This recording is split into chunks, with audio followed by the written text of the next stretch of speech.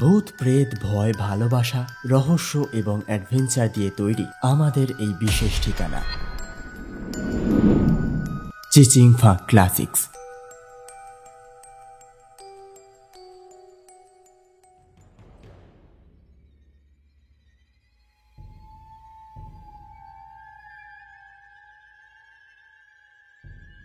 নমস্কার শ্রোতা বন্ধুরা, চিচিংফা ক্লাসিক্সে আপনাদের স্বাগত। কেমন আছেন সবাই? আশা করি ভালোই আছেন। সবার আগে সকলকে জানাই হ্যাপি নিউ ইয়ার। নতুন বছর সবার আনন্দে কাটুক, সুস্থভাবে কাটুক। আজ আপনাদের শোনাব একটি রোমাঞ্চকর অ্যাডভেঞ্চারের গল্প, পুষ্পেন মণ্ডল রচিত খেচিপেড়ির জঙ্গলে। গল্পের সূত্রধার ও গল্প পাঠে আমি সৌভিক।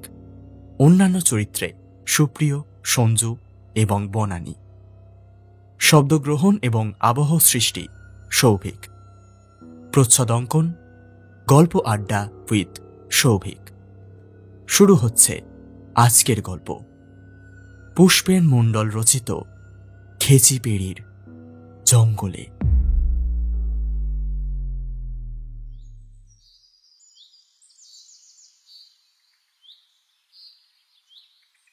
আজ রবিবার। সকালের দিকে এক পশলা বৃষ্টি হয়ে আবহাওয়াটা ঠান্ডা করে দিয়েছে। ঘড়িতে 10টা বাজে। ফোনটা বেজে উঠল। আমি ধরলাম। হ্যালো। হ্যালো মণিবক, কি করছিস? অপর প্রান্ত থেকে স্যারের গলা। এমএসসি পড়ার সময়ে আমাদের প্রফেসর ছিলেন, নাম অভিরূপ চ্যাটার্জি। বললাম, কিচ্ছু না, ছুটির দিনে সকালে কি করা যায় সেটাই ভাবছি। আমার বাড়িতে চলে আয়, জরুরি কাজ আছে। মিনিট 45-এর মধ্যেই আমি পৌঁছে গেলাম। ঘরে ঢুকতেই স্যার বললেন, স্লো লরিস বা লজ্জাবতী বানরের বৈজ্ঞানিক নামটা মনে আছে তো? একটু ভেবে বললাম, যতদূর মনে পড়ছে নিকটেসেবাস কোকাং। বছর 2 আগে অরুণাচল প্রদেশের নামডাফার জঙ্গলে দেখেছিলাম।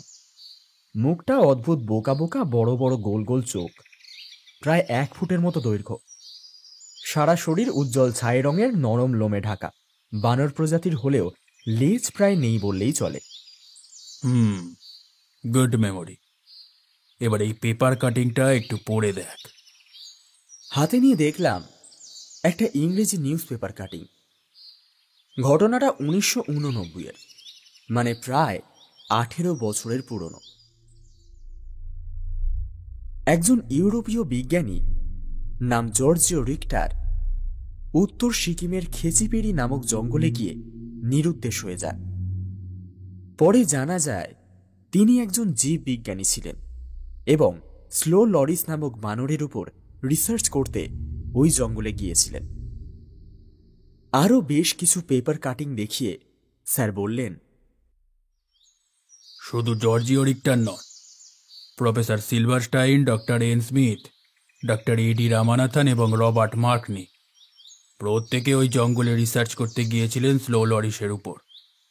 সবাই নিরুদ্দেশ হয়ে গেছেন, কোনো বন্যপ্রাণীর আক্রমণে অথবা পাহাড় থেকে গভীর খাদে পড়ে তাদের মৃত্যু হয়েছে।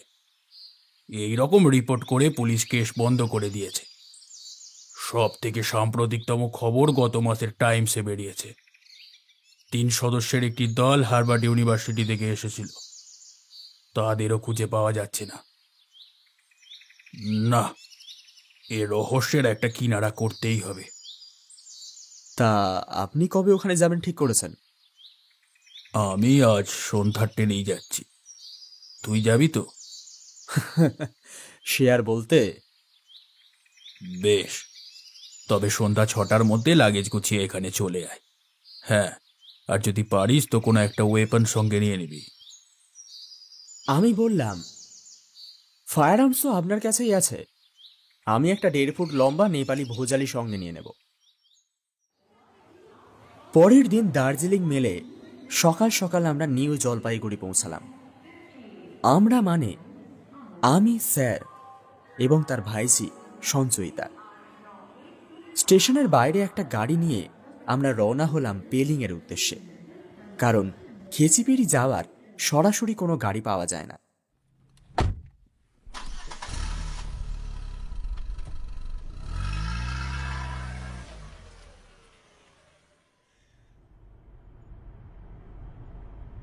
সেবক রোড পেরিয়ে পাহাড়ের গা বেয়ে এঁকে বেঁকে রাস্তা এগিয়ে চলল।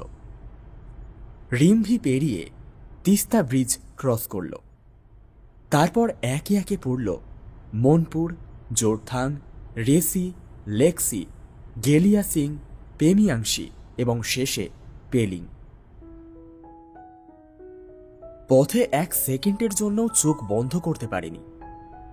অপূর্ব নৈসর্গিক পরিবেশ, সবুজের ঘনঘটা, ওক, বার্চ, শাল, মেহগিনি আর রক্তিম আবির রঙা রডোডেনড্রনের জঙ্গল।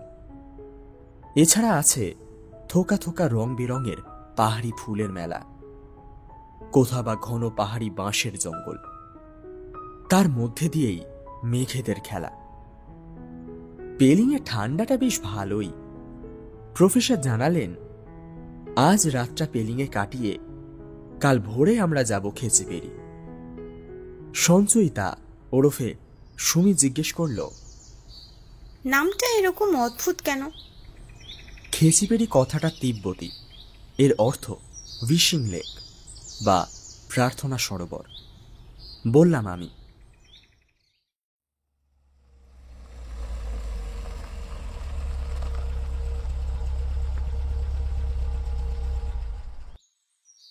পরের দিন সকালবেলায় একটা গাড়ি নিয়ে আমরা পৌঁছে গেলাম খেচিপেড়ি। পেলিং থেকে দূরত্ব 25 কিলোমিটার। গাড়ি থেকে নেমেই সামনেই চোখে পড়ল খেচিপেড়ি গুম্ফা। বড় রংবাহারি কারুকার্য করা তোরণ দিয়ে ঢুকে ডান দিকে একটা বিশাল জপ যন্ত্র, বাঁদিকে চোখে পড়ল বৌদ্ধ সমাধিক্ষেত্র। তার পাশ দিয়ে পাথর বিছানো শিশিরে ভেজা সবুজ শ্যাওলায় মোড়া রাস্তা চলে গেছে জঙ্গলের মধ্যে। কিছু দূর এগিয়ে বাঁ দিকে পড়ল সবুজ পাহাড়ে ঘেরা বিশাল সরোবর, শান্ত, সমাহিত। প্রফেসর জানালেন, 6400 ফুট ওপরে খেচিপেড়ির জল এতটাই পরিষ্কার আর স্বচ্ছ যে নিচের মাছেদেরও দেখা যায়। এখানের বুদ্ধিস্টরা বলেন, এই সরোবরে কোনো পাতা উড়ে এসে পড়লে পাখিরা মুখে করে তা তুলে নিয়ে যায়। সরোবরের পাড়ে সারি সারি সাদা, লাল, নীল পতাকা লাগিয়ে রেখেছেন বুদ্ধিস্টরা। তার পাশ দিয়ে আমরা এগিয়ে চললাম। ডান দিকে আরেকটি বহু পুরনো সমাধিস্তূপ পড়ল। সেটা পেরিয়ে একটা সরু পাকদণ্ডী পথ ধরে আমরা পাহাড়ের উপরে উঠতে লাগলাম। এদিকে ঘন ওক গাছের জঙ্গল। পিঠে ভারী রুকস্যাকটা নিয়ে চড়াইতে উঠতে রীতিমতো কষ্ট হচ্ছে, কিন্তু প্রফেসর চ্যাটার্জি আর তার ভাইঝির দেখলাম কোনো হেলদোল নেই। আঁকাবাঁকা পথে প্রায় 1.5 ঘন্টা হাঁটার পর আমরা পাহাড়টির সবচেয়ে উঁচু অংশে এলাম। গাছেদের ডালপালায় হরেক রকম পাখি তো চোখে পড়ছে, কিন্তু বানর জাতীয় কোনো প্রাণীর এখনো দেখা পাইনি। হঠাৎ পাশেই একটা রডোডেনড্রনের ঝোপ ঝাঁকুনি দিয়ে উঠল। লাফিয়ে সরে এলো সুমি। ঝোপের মধ্যে থেকে একটি লোমশ গাধার মতো প্রাণী ধূসর রঙের মুখ বাড়িয়ে আমাদের দেখেই উল্টো দিকে ছুট লাগালো। আমি বললাম, শেরু, গাধারই এক প্রজাতি। 1800 থেকে 3000 মিটার উচ্চতায় এদের দেখতে পাওয়া যায়। আমরা জঙ্গলের মধ্যে দিয়ে উল্টো দিকে নামতে শুরু করলাম। বৃষ্টি ভেজা পিচ্ছিল পথ। সুরেলা এক পাখির ডাক ভেসে এলো কাছেরই কোনো এক গাছের উপর থেকে।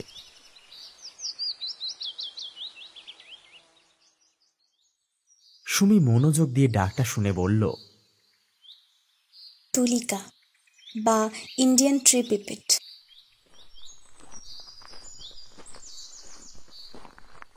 হাঁটতে হাঁটতে দূরের জঙ্গলের ফাঁকে চোখে পড়ল রেড পান্ডা। এরা ভাল্লুক প্রজাতির প্রাণী, গায়ের রং লালচে বাদামি।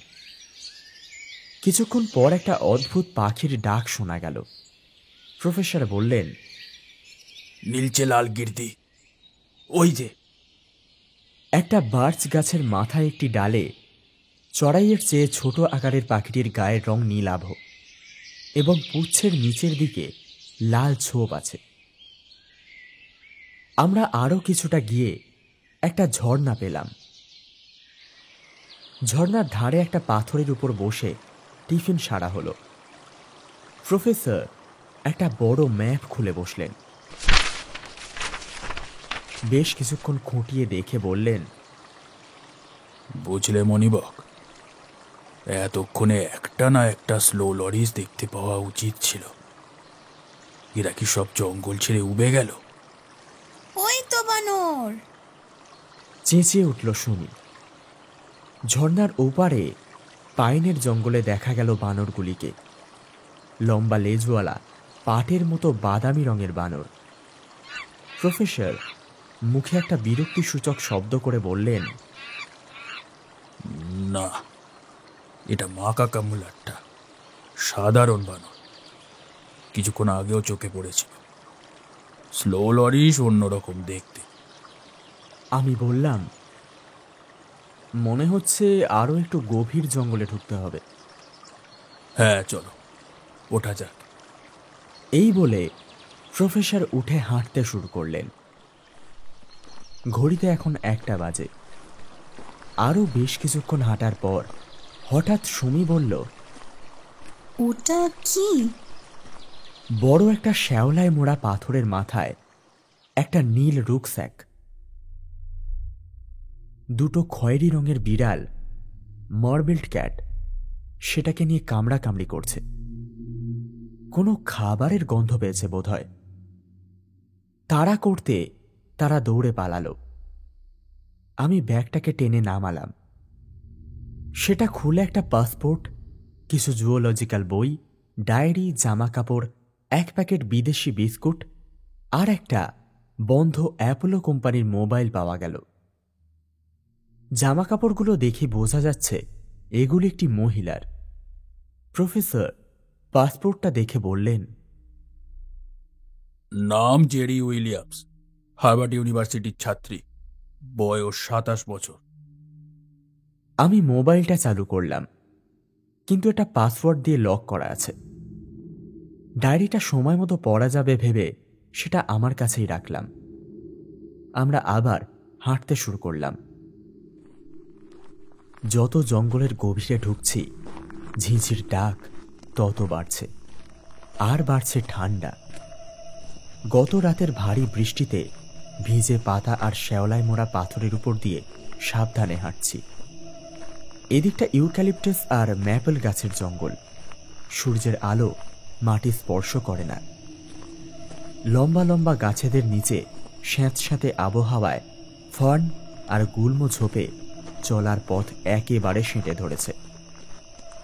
রং বেরঙের হাজারো সব নাম না জানা পাহাড়ি ফুল ফুটে রয়েছে থোকা থোকা। তবে সূর্যের আলো যেখানে পৌঁছয় না, সেখানে সাদা ফুলের আধিক্য বেশি। জঙ্গলের মধ্যে বড় বড় শিংওয়ালা এক পাল কালো কালো বুনো মোষের দেখা পেলাম।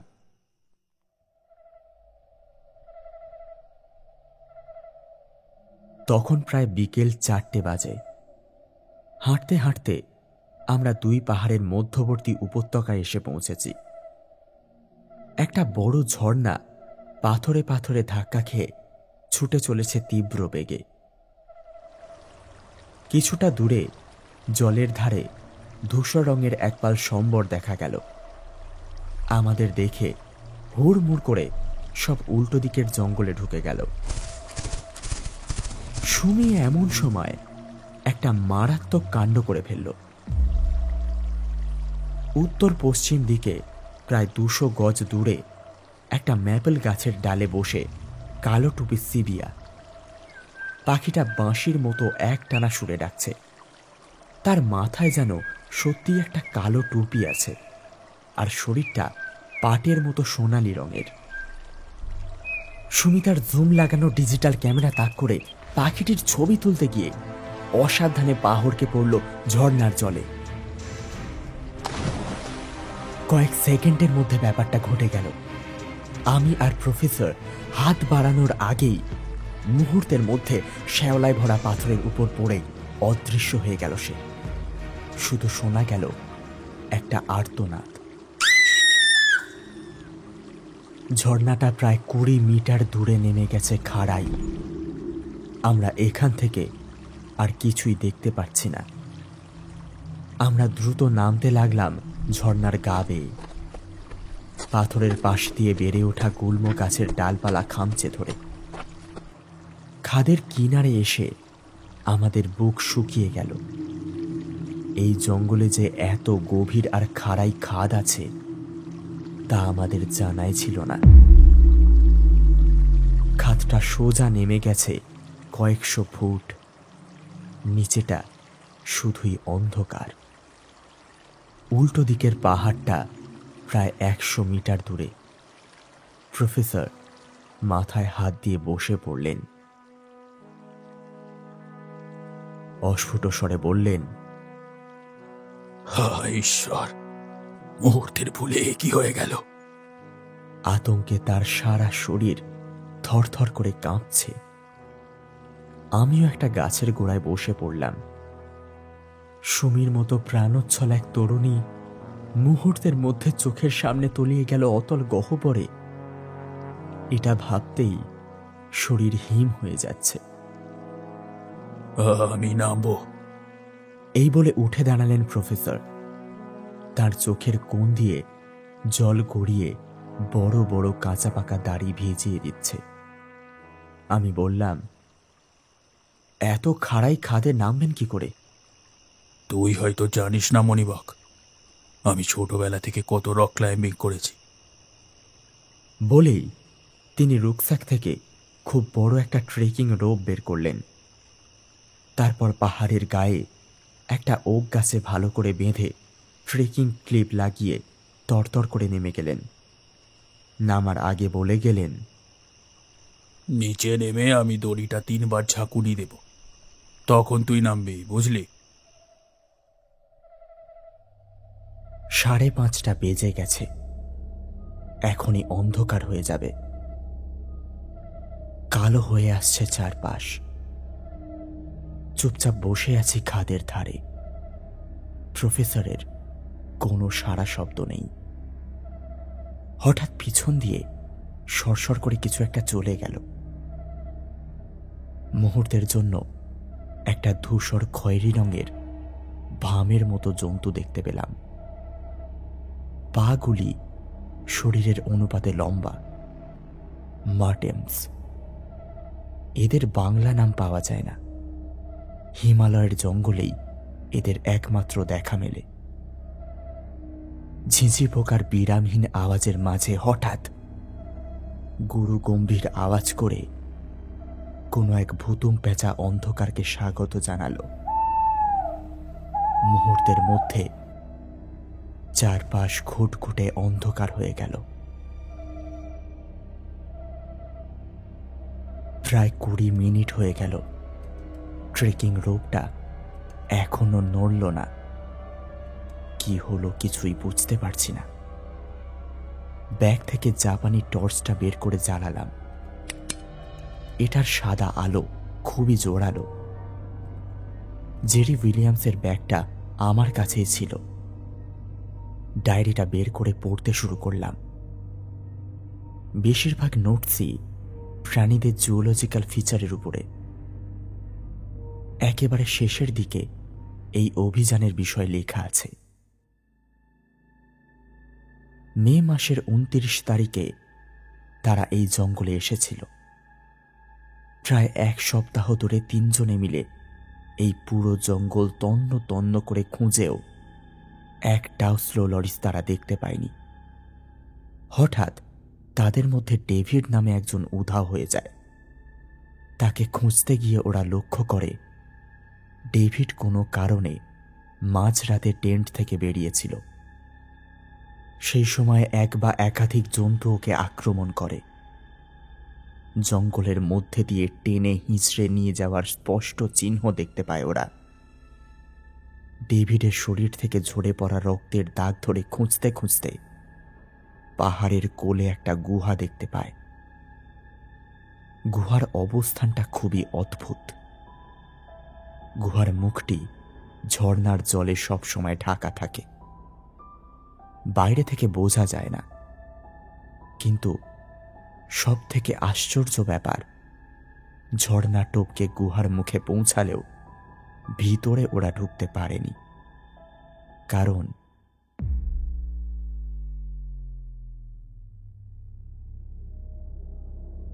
আর পড়া হলো না, কারণ আমার সিক্স সেন্স বলল বিপদ উপস্থিত। একটা উৎকট বুনো গন্ধ, পিছনে পাতার উপর খচখচ আওয়াজ। চমকে উঠে পিছনে ফিরে টর্চের আলোয় যা দেখলাম তা দেখে ভয়ে প্রাণ উড়ে গেল।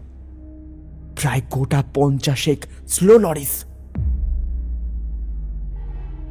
গাছের মাথায় ডালের উপর পাথরের গায়ে নিচে ঠিক ঠিক করছে।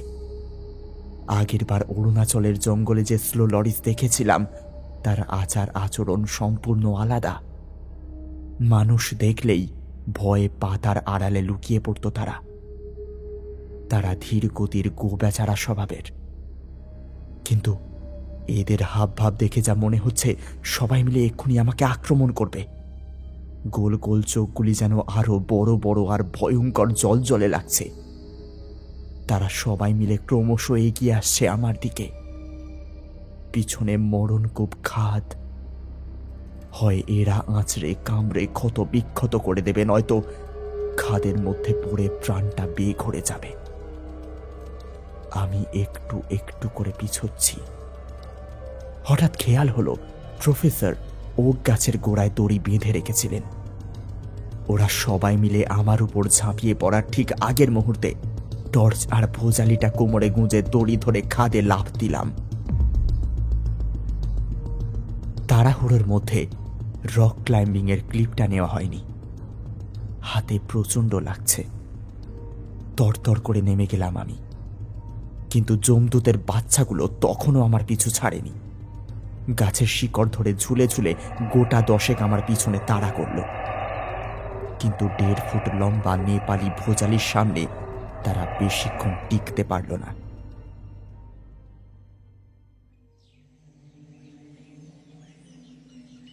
দড়িটা প্রায় 100 ফুট লম্বা। শেষ প্রান্তে এসেও খাদ শেষ হলো না। তাহলে প্রফেসর গেলেন কোথায়?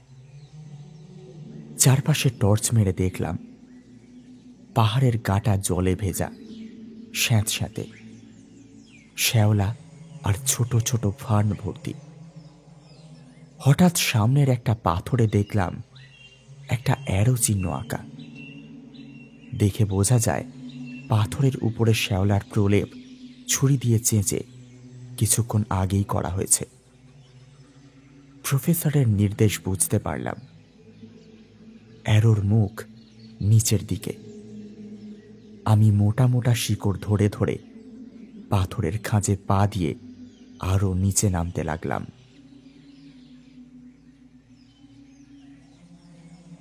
প্রায় আধ ঘন্টা নামার পর একটা বড় পাথরে পা ঠেকল। খাদের গা থেকে পাথরটা বেরিয়ে এসেছে। তার উপর দাঁড়িয়ে টর্চের আলোয় পাহাড়ের গাটা ভালো করে দেখতে লাগলাম, যদি আরো কোনো চিহ্ন পাওয়া যায়। একটু নিচের দিকে একটা পাথরের উপর দেখলাম একটা ইউ টাইপের অ্যারো করা আছে। বড় পাথরটার পাশ দিয়ে পাথরের খাঁজে হাত দিয়ে আরো একটু নেমে যেতেই একটা গুহার মুখ দেখতে পেলাম, ঠিক বড় পাথরটার নিচে। মনে সাহস এনে গুহার মধ্যে ঢুকে পড়লাম। খাদটা সোজা নেমে গেছে আরো অনেকটা। দুটি দেওয়ালের দূরত্ব কমতে কমতে এখানে মাত্র 6 ফুটের মতো দাঁড়িয়েছে। খুব জোরে একটা লাফ দিলে অনায়াসে অপর প্রান্তে চলে যাওয়া যাবে। গুহাটি এঁকে বেঁকে পাহাড়ের ভিতরে ঢুকে গেছে। প্রফেসর চ্যাটার্জি মনে হয় এখানেই ঢুকেছেন। কুচকুচে কালো লম্বা লম্বা লোমে ঢাকা বড় বড় বাদুড় ঝুলছে বেশ কয়েকটা গুহার উপরের দেওয়াল থেকে। সাবধানে সেগুলোকে পাশ কাটিয়ে আমি এগিয়ে চললাম।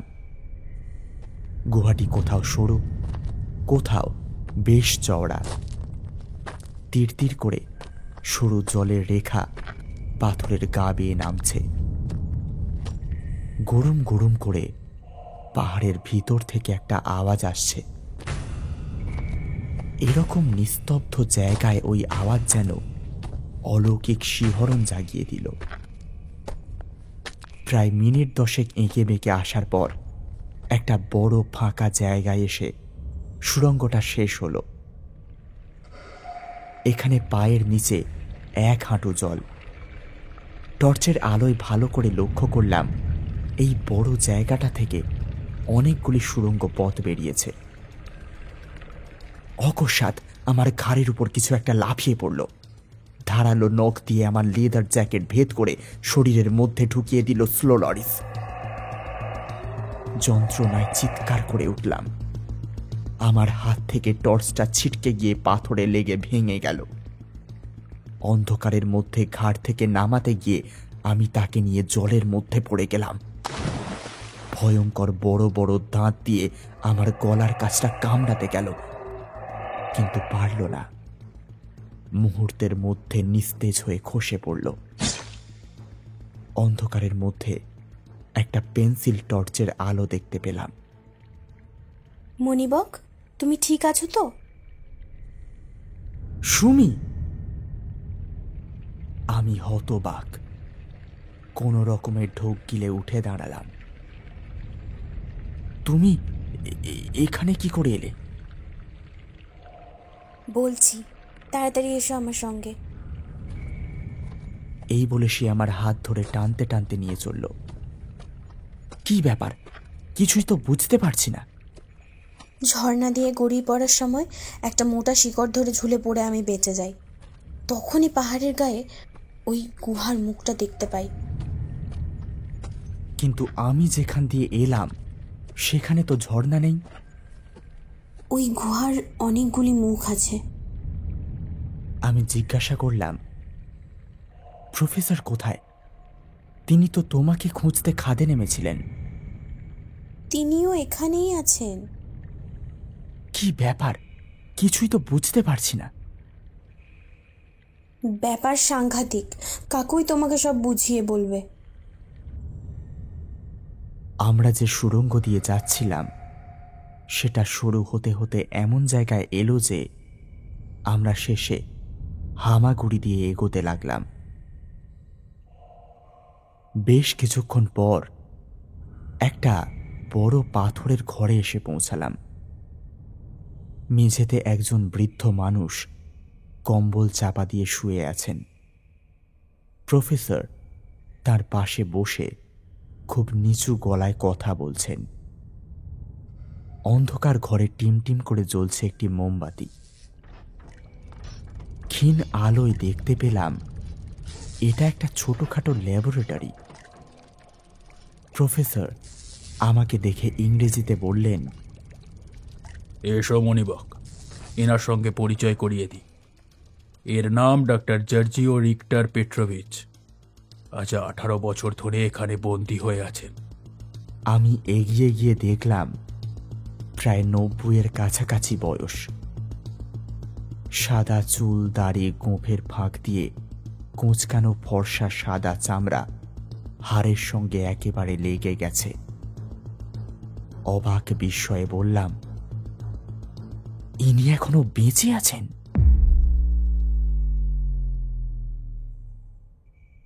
আর বেশিক্ষণ নয়। 18 বছর আগে এই জঙ্গলে এসেছিলেন স্লো লরিসদের উপর একটা পরীক্ষা করতে। তুমি তো জানো স্লো লরিস খুবই বোকা আর ভীতু প্রজাতির প্রাণী। ইনি এমন একটা যন্ত্র আবিষ্কার করেছিলেন যে তার থেকে একরকম বিশেষ ধরনের তরঙ্গ বের হয়ে নির্দিষ্ট কোনো প্রাণীর মস্তিষ্কের কোষকে এমন উজ্জীবিত করে দেবে যে তাদের বুদ্ধি এবং ক্ষিপ্রতা কয়েকশো গুণ বাড়িয়ে দেবে। কিন্তু সেই তরঙ্গ অন্য কোনো প্রাণীর মস্তিষ্কে কোনো প্রভাব বিস্তার করবে না। যাই হোক, সেই পরীক্ষা ইনি করলেন স্লো লরিসের ওপর, এবং আপাত শান্তশিষ্ট প্রাণীটি হয়ে উঠল অত্যন্ত ভয়ঙ্কর, ক্ষিপ্র এবং বুদ্ধিমান। তারা বুঝতে পারল এই লোকটি যন্ত্রের সাহায্যে তাদের প্রায় মানুষের সমান বুদ্ধিমান প্রাণীতে পরিণত করেছে। তখন তারা একে বন্দি করে ফেলল এবং এদের সহকর্মীদের সকলকে হত্যা করল। তারপর প্রফেসর বলে চললেন, তারপর এই জঙ্গলে যত বৈজ্ঞানিক আর রিসার্চ টিম এসেছে এই স্লো লরিসের উপর গবেষণা করার জন্য, প্রত্যেককে এরা মেরে ফেলেছে। আমি বললাম, তাহলে ওই যন্ত্রটি বন্ধ করে দিলেই তো সব সমস্যার সমাধান হয়ে যাবে। সেটা ঠিকই, কিন্তু প্রায় কয়েক হাজার স্লো লরিস যন্ত্রটি সব সময় পাহারা দিচ্ছে, বন্ধ করা হবে কি করে? আচ্ছা স্যার, যন্ত্রটি চালানোর জন্য নিশ্চয়ই কোনো শক্তি কাজ করছে। তা তো নিশ্চয়ই। ডক্টর রিক্টার যখন ওই গুহাতে যন্ত্রটি বসান, তখন ঝর্ণার জলে একটা ডায়নামো লাগিয়েছিলেন। ঝর্ণার অবিরাম স্রোতে সেটি সবসময় ঘুরছে, আর তার থেকে তৈরি বিদ্যুৎ ওই যন্ত্রটিকে চালাচ্ছে। আমি বললাম, তাহলে তো প্রবলেম সলভড। ওই ডায়নামোটা বন্ধ করে দিলেই তো যন্ত্রটাও বন্ধ হয়ে যাবে। না, ব্যাপারটা অত সহজ নয়, কারণ ওদের বুদ্ধি এখন প্রায় মানুষের সমান। ওই যন্ত্রের কোনো অংশের ধারে কাছে ওরা ঘেঁষতে দেবে না আমাদের। তাহলে এখন একটাই রাস্তা, এখন আমরা কোনো রকমে এখান থেকে পালিয়ে যাই। পরে গভর্নমেন্টকে বলে ডিনামাইট ব্লাস্ট করে পুরো গুহাটাই উড়িয়ে দেওয়া হবে। হঠাৎ সেই বৃদ্ধ বৈজ্ঞানিক বলে উঠলেন, ওরা যন্ত্রটিকে মডিফাই করে এমন এক তরঙ্গ তৈরি করতে চাইছে যে ওদের মস্তিষ্কের পরিবর্তনটা যেন স্থায়ী হয়। তাহলে এখান থেকে পালিয়ে গেলেও ওদের বুদ্ধি আর ক্ষিপ্রতা একই রকম থাকবে। আমাকে দিয়ে জোর করে যন্ত্রের মডিফিকেশনের কাজ করিয়েছে। এখন এখন সেই কাজ প্রায় সমাপ্তির মুখে। তাই যা করার এখনই করতে হবে। আচ্ছা, এই গুরুম গুরুম আওয়াজটা কি ওই যন্ত্রের? না, পাহাড়ের মধ্যে পাথর কেটে কেটে ওরা মানুষের মতো কলোনি বানাচ্ছে। এটা পাথর ভাঙার শব্দ। তুই এই সুড়ঙ্গ দিয়ে কিছুটা গিয়ে দেখে আসতে পারিস।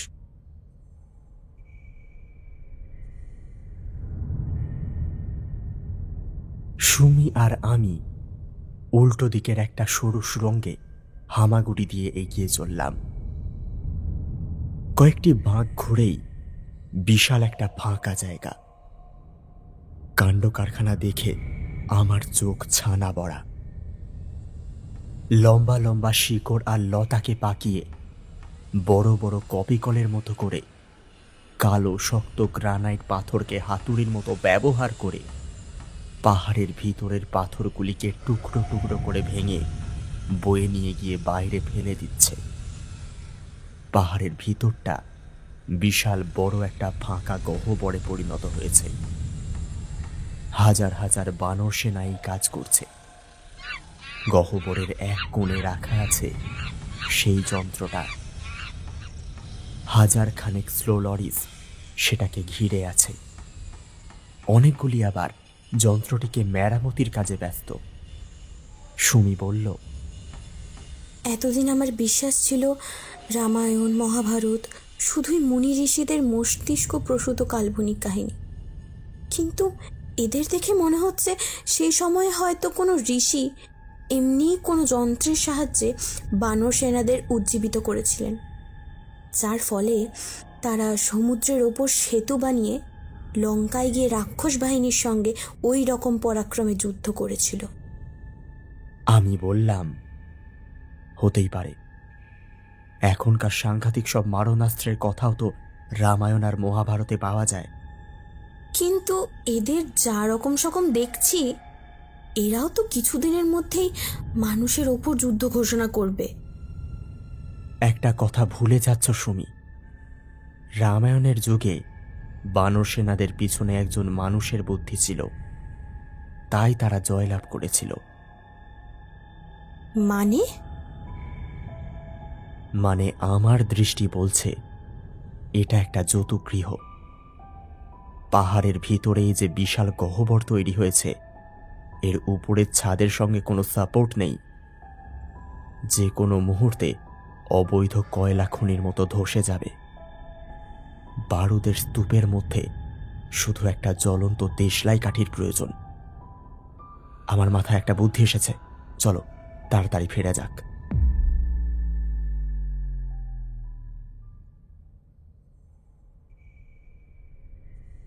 আমরা মিনিট 5 মধ্যেই আবার ফিরে এলাম ডক্টর রিক্টারের ল্যাবরেটরিতে। প্রফেসর চ্যাটার্জি হতাশ গলায় বললেন, doctor Richter is no more. কিছুক্ষণ আগেই উনি শ্বাসকষ্টে মারা গেছেন। আমরা 3 জনে উঠে দাঁড়িয়ে পরলোকগত বৈজ্ঞানিককে শ্রদ্ধা জানালাম। তারপর আমি এগিয়ে গেলাম ল্যাবরেটরির কেমিক্যালগুলোর দিকে। খুঁজে খুঁজে 3টি কেমিক্যালের জার নামালাম, নাইট্রিক অ্যাসিড, সালফিউরিক অ্যাসিড এবং টলুইন। প্রফেসর দেখে বললেন, তুমি কি টিএনটি তৈরি করতে যাচ্ছ? হ্যাঁ, ট্রাইনাইট্রোটলুইন, মারাত্মক বিস্ফোরক। প্রফেসরও আমার সঙ্গে হাত লাগালেন। গাঢ় নাইট্রিক অ্যাসিড আর গাঢ় সালফিউরিক অ্যাসিড সমান অনুপাতে মিশিয়ে টলুইনের সাথে বিক্রিয়া করানো হলো। বেশ কিছুক্ষণ ধরে চলল এই প্রক্রিয়া। তারপর সেই টিএনটি একটা বড় জারে ঢেলে খুব সাবধানে সেই বিশাল গহ্বরের কাছাকাছি নিয়ে গিয়ে পাথরের দেওয়ালের গায়ে রাখা হলো।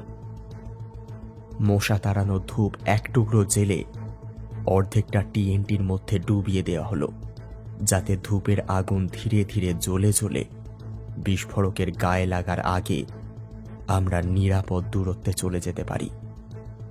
সব শেষে একটা বড় পাথর সেই জারের গায়ে ঠেকিয়ে আমরা ফেরার পথ ধরলাম।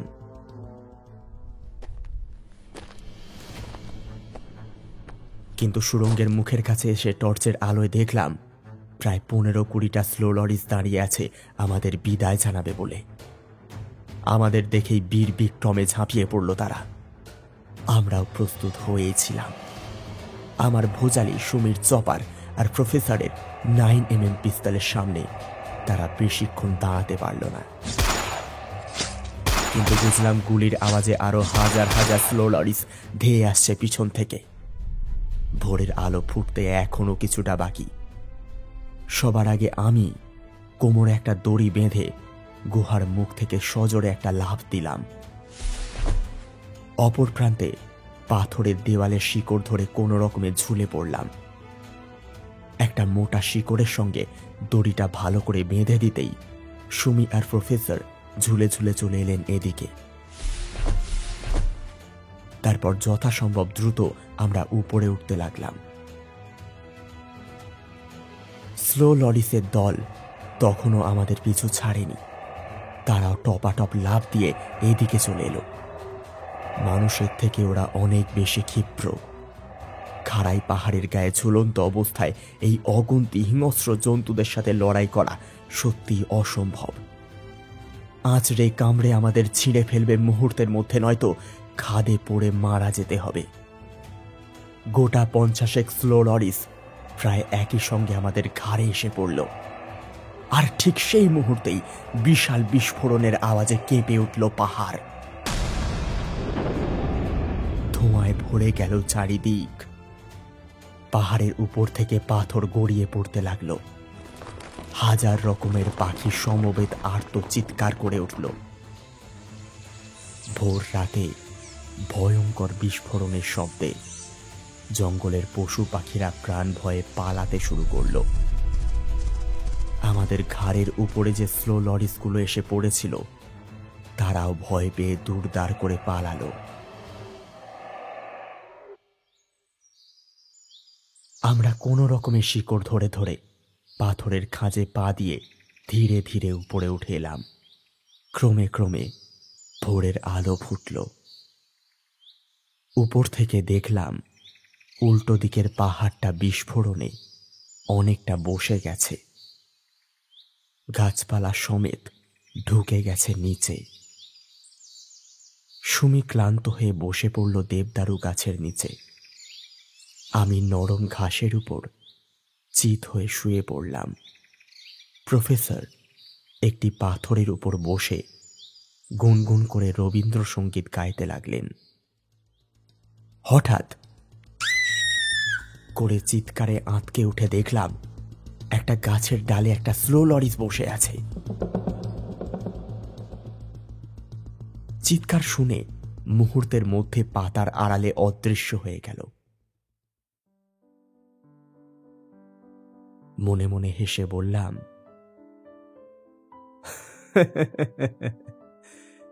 এটাই হলো লজ্জাবতী বানর।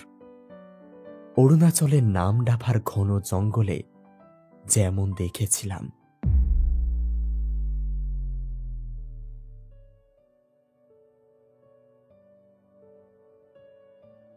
তাহলে কেমন লাগলো আমাদের আজকের গল্প?